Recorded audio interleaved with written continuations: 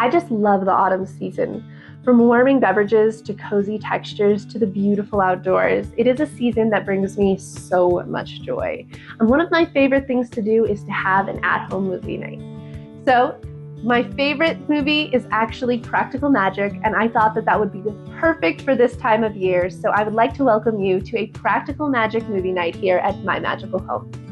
Now, my name is Jackie, and if you are new to the channel, I am a homemaker who likes to do creative homemaking ideas just to give you a little bit of extra motivation to get through life's everyday tedious tasks, and also to inspire you to have a little bit of extra joy just for the fun of it. Now, Practical Magic is one of those things that just emanates that fall like coziness and comforting vibes. And I thought that breakfast would be the perfect way to do it, especially because they have those saguaro cactus pancakes. So we will be doing an entirely themed breakfast menu, and I've also got a DIY at the end that I'm going to share that has a free SVG down below so that you can do the craft at home. So stay tuned, and don't forget to say hi down below.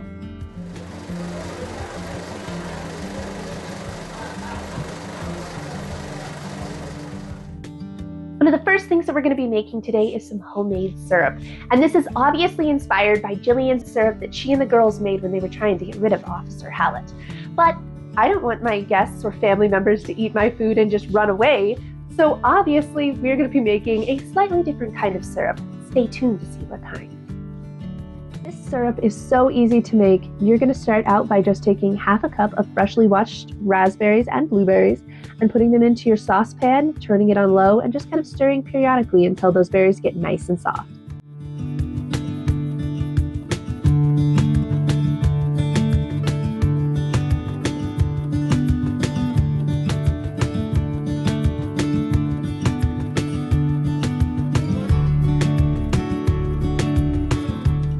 While those berries were cooking, I went ahead and grabbed a lemon, and I just cut off some of the peel so that we could have a little bit of lemon zest, and I went ahead and cut that up. And then we're also going to be using about half of this lemon for lemon juice to add in just a minute.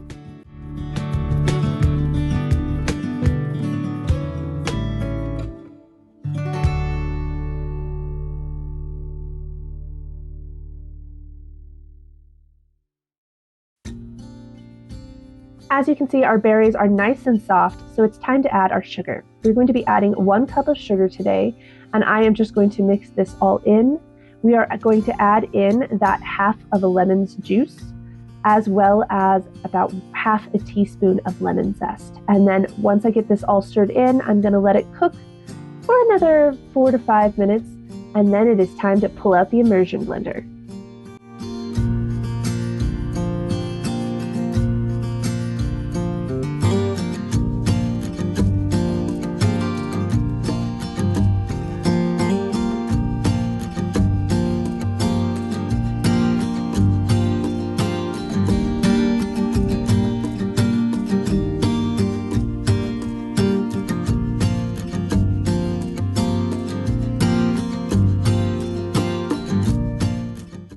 Okay, so we're gonna take a quick second because I have a couple things to talk to you guys about.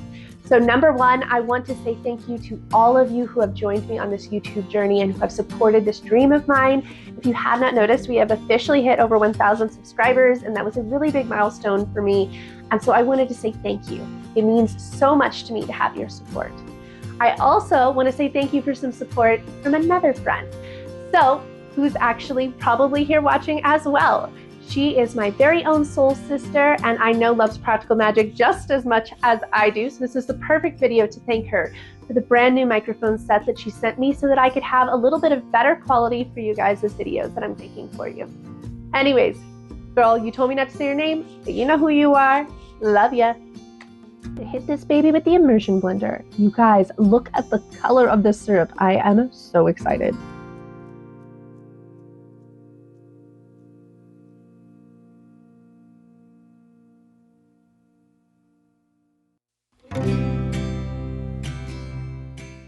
I put our syrup aside to cool, and in a minute we are going to put it into a nice pitcher so that it is ready to go for our breakfast today. But it is time for our next movie-inspired recipe. we are going to be conjuring up some dark chocolate almond cake. And this is inspired by the quote that the ants say in the very beginning of the movie when Sally and Jillian are just moving in with them, and they're trying to inform them of the rules of their home. That in this house, we have chocolate cake for breakfast, and we don't worry about silly little things like homework or brushing our teeth. And I have always loved that quote because who else is going to be having chocolate cake for breakfast but some very magical people? So let's go ahead and get cooking. The recipe that we are going to be making today is something that I have adapted and kind of come up with on my own, but it is also a little bit time consuming, which is why I honestly generally doctor a cake mix, but I wanted to do something special with you today. So it is actually made in 3 different parts. First up, we are going to be making the chocolate portion. Then we are going to be mixing together our dry materials, and then it is time to cream our butter and put it all together. Stay tuned. We are going to take 1 cup of milk and put it into a saucepan on low until it gets to a light simmer. While our milk is getting up to a light simmer, I want to make a point to tell you, you do not want to get it to a boil because it kind of takes away some of the whey proteins in the milk and it just messes up with the whole vibe. So don't do it. You definitely want to listen to this tip. We're off to the mixer. We're going to be using this Ghirardelli Dutch processed cocoa, and we're going to use about a half cup of this, and it's supposed to help give a richer chocolate flavor. Now we are going to be taking in that steamed and lightly simmering milk and just mix this in the mixer and set it aside until it's cool. Now it is time to mix up our dry ingredients, and we're going to be using 1 cup and 6 tablespoons of flour. I know it's a weird amount, but if I added any more or less, my cakes weren't the right size. As well as 1 teaspoon of baking soda, 1/4 teaspoon of baking powder, as well as 1/4 teaspoon of salt. As you can see, I actually poured all of this into this weird little sifter thing, and this helps to make sure that everything's well blended, as well as that I don't have any lumps of flour or anything like that that might hinder my cake. So we are back to the mixer, and we are going to take half a cup of softened butter and mix that into that chocolate stuff that we made earlier. After that, we're going to be adding 1 cup and 2 tablespoons of sugar. And once that's really well combined, I went ahead and added 2 eggs, but I added them individually. And then I also added 1 teaspoon of vanilla extract, half a teaspoon of almond extract. And once everything, like I said, was really well mixed, I came back in and added 1 cup of sour cream. Now, why sour cream? You guys, it gives the richest cake flavor. If you do not put sour cream in your cake, you should totally try it.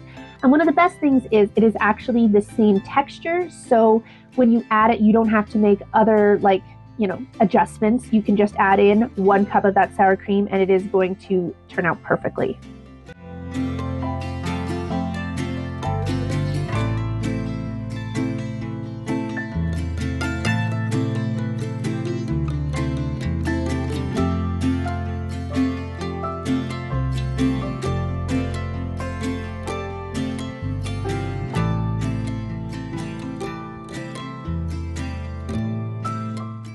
Now I'm going to go ahead and put these into my pans. I did pre-grease these pans as well as put a piece of parchment down at the bottom, and that just helps to make sure that my cake doesn't stick. I find that adding that parchment is a little bit extra, but it makes all the difference when cooking them. And I went ahead and put them in at 350 degrees. I did not keep a direct time, guys. I really apologize. I just kind of check it with a toothpick until nothing comes back off on the toothpick. While our cakes are cooking, let's get started on the topping. We are going to be making some whipped cream cheese frosting. Now, if that sounds familiar to you guys, it's probably because we've made it together several times before. It is my go-to frosting. I love that it's not too sweet, but it still has that rich cream cheese flavor, but the texture of fluffy whipped cream.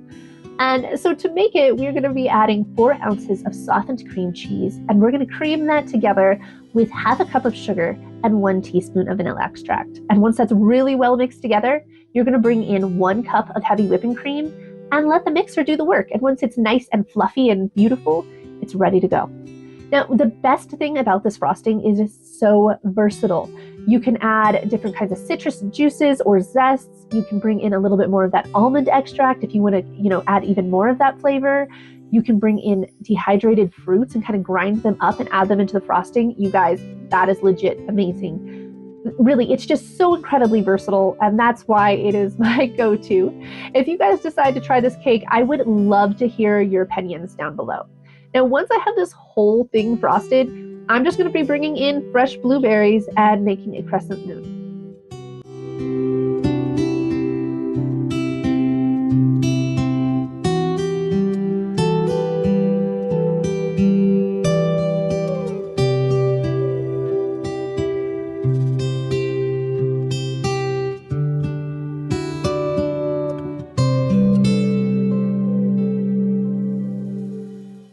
Now we just need a little bit of edible glitter just to add some extra magic.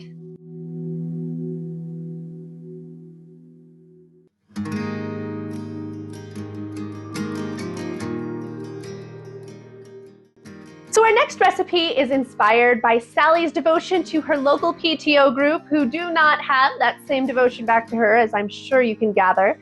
But I'm sure that if she is that involved, she definitely has a delicious PTO bake up her sleeve. And so we are going to be making an egg breakfast bake. So I went ahead and cooked the meat for this off camera. I figure you guys have seen bacon and sausage cooked before, but I did set aside 1 cup of strained breakfast sausage as well as 4 strips of chopped up bacon. Now, for the potatoes, I used 3 potatoes, and as you can see, I peeled and chopped them into super small bites, and I saved the grease from the bacon and from the sausage so that I could cook the potatoes in it, because it just helps to add so much flavor. And for the seasonings, I used salt and pepper, as well as garlic powder, onion powder, and parsley. Unfortunately, I did not measure. I just kind of sprinkle things on. As I once saw in a meme, I sprinkle until the whisper of my ancestor tells me to stop. But I also added 1.5 tablespoons, of green chili to this, and then I just went ahead and let it fry up until they were nice and crispy.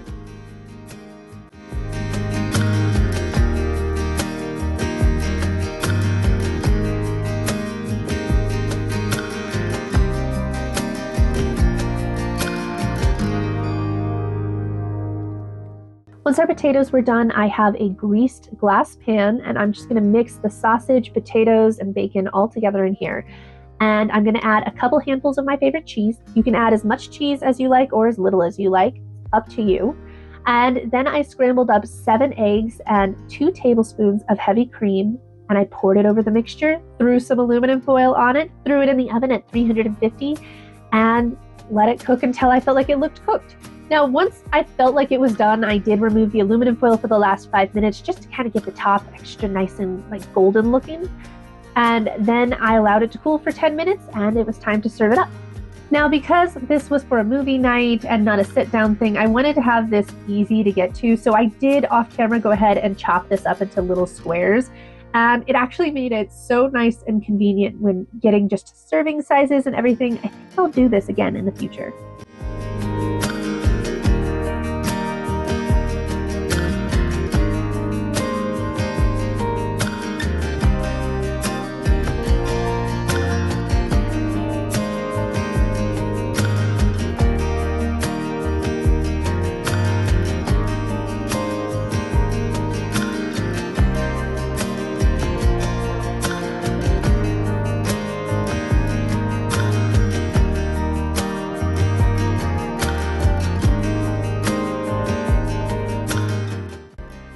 Okay, we are on to our last recipe for today, and I'm sure if you can guess that we are having a practical magic breakfast, you can know that there's going to be some saguaro cactus pancakes.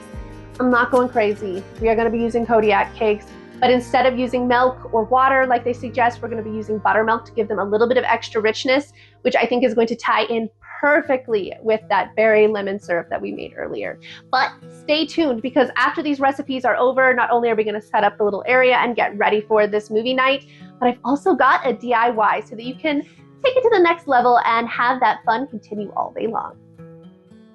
Since this is a box mix and I just changed out the water for buttermilk, I'm not going to be showing you how I made the pancake mix. That just seems weird. But I did add some green food dye to it just to kind of help give that cactus look. And the trick of it all is to use a squeezy bottle, like a condiment squeezy bottle. You put all of your batter into that, make sure it's really well mixed so that you don't have any clogs, and use that to put your batter onto your pan. You can make anything this way, guys. The sky is the limit.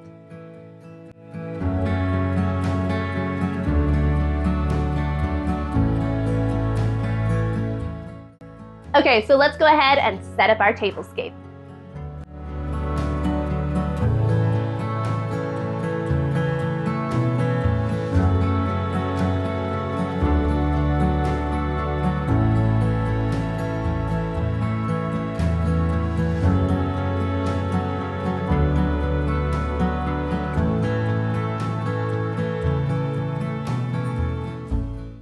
So I think trying to add that garland might have been a really poor idea. He's a little bit too excited now. I'm going to grab the food and set everything up, and then it is time to get this party started. But don't forget to stay tuned because that DIY is still coming up. I almost forgot to light the candle.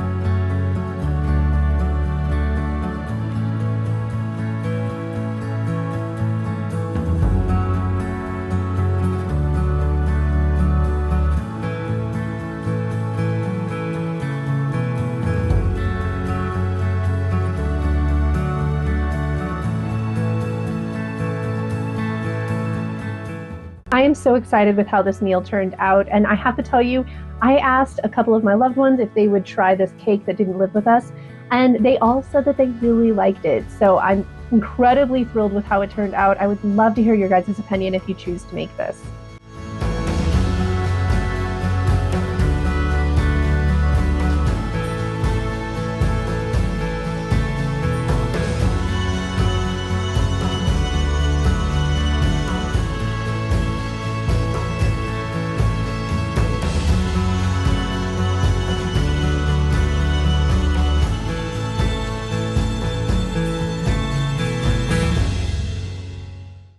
And it is finally time to start that DIY.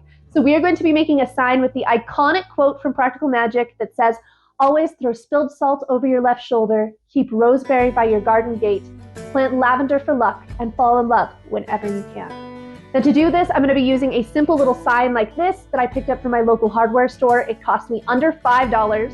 We're going to go ahead and paint it white off screen, and then I'm going to be showing you how I created an SVG that you can find down below so that you can make this sign for yourself. So I made the design for this largely on Canva because I wanted to have more options for my font and graphics. But I put it together here on Cricut. You'll see that I melded it together so that it comes out as one piece. You're going to want to have a 12 by 24 mat to pull this off. And like I said, it is linked in the description below. Now, once I had everything cut out, it was time for me to weave this vinyl out, and then it is time to put this baby together. Now it's time to make the frame for our sign today. I do not know what this material is called.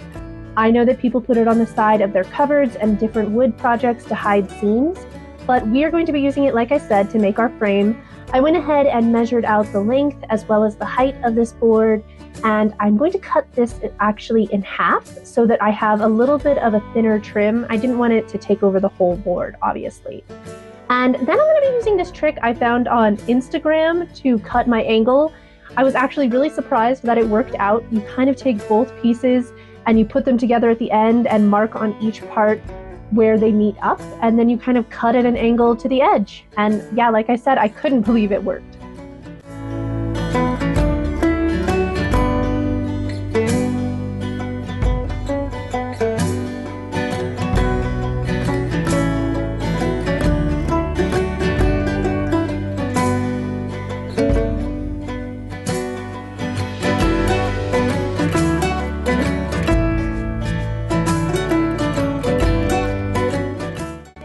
The frame and our image are iron-on things, so I'm just going to be using this little heat press that I have to put this all together.